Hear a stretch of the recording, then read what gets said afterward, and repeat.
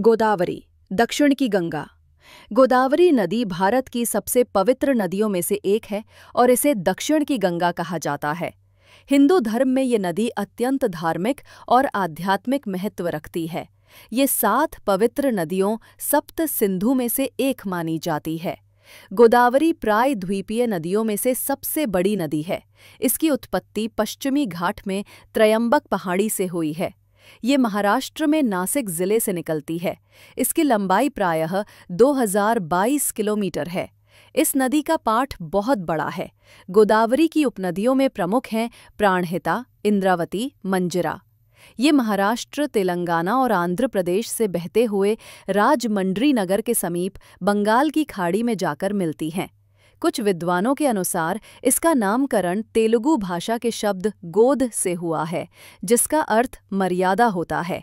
हिंदू पौराणिक कथाओं के अनुसार गोदावरी नदी की उत्पत्ति भगवान शिव की जटाओं से हुई मानी जाती है।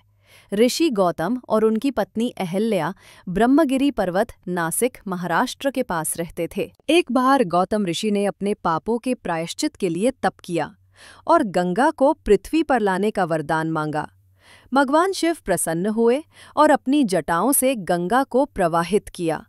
यही नदी गोदावरी कहलाई। गोदावरी की 7 शाखाएं मानी गई हैं: गौतमी, वसिष्ठा, कौशिकी, आत्रेयी, वृद्ध गौतमी, तुल्या, भारद्वाजी। गोदावरी में स्नान करने से पापों का नाश होता है और मोक्ष, मुक्ति की प्राप्ति मानी जाती है।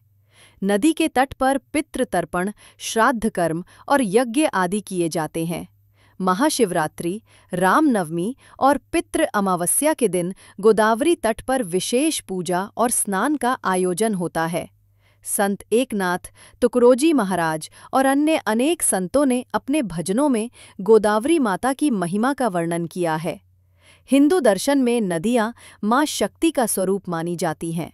गोदावरी माता को पवित्रता, करुणा और मोक्ष की प्रतीक माना जाता है। ये नदी पाप से मुक्ति और आत्मिक शुद्धि का मार्ग दिखाती है।